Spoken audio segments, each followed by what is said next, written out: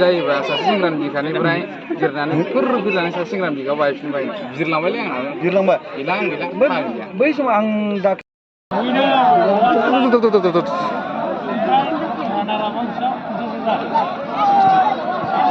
अनसुमै बर'खौहाय फिल्डआव फिदिंगासिनो दं। मेकआपानो बांद्राय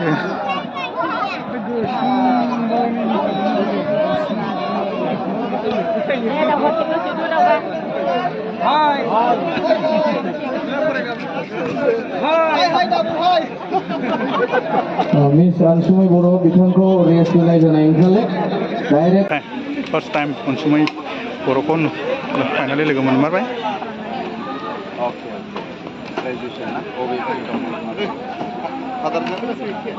बर' मेजरनि अके ओमफ्राय दा सोलिबाय थानायावहाय माबाफोर शुटिं बा सावथुन मोनबा माबाफोर एनगेज जानानै दङ नामा?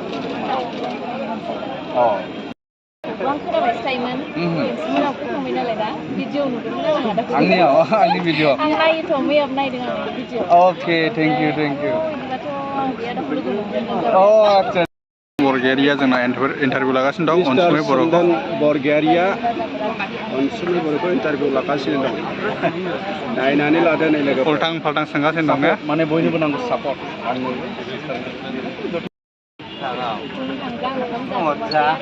ओंखाम जाथ'वाखैना जागोनसो आङो माने एसे लेट जाबायना फैनाया लामायाबो ससेया गाज्रि नालाय दा थांनायाव मोजां आरामसे जालांसै आरो गोजोननाय थाबाय।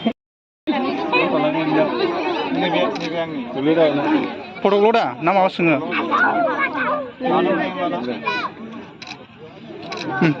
लायो दा आंखौ खेबखालायदों नामा नोंलाय? मालाय मा होनबावनो माने हिनजावफोरना मा गां गुदुं गोसो जायोबा सासे सेंग्रानि बिखानिफ्राय गिरनानै फुर गोजानै सासे सेंग्रानि बिखायाव बायफिनबाय बिरलांबायलै आंना बिरलांबाय गैला आं